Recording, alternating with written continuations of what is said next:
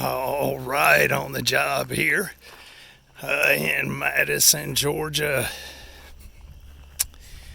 I had to run about 140 feet. Actually, it's more than that.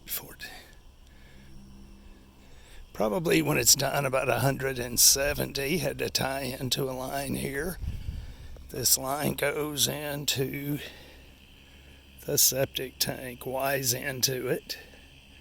Septic tank runs from the house this way into the tank. The tank's right here. That's it.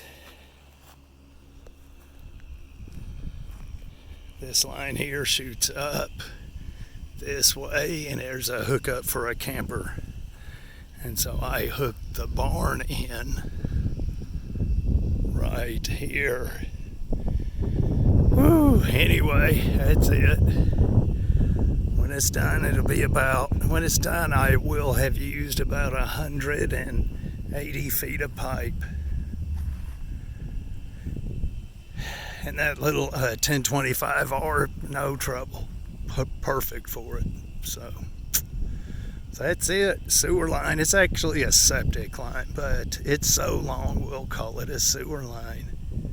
Anyway, we'll see you.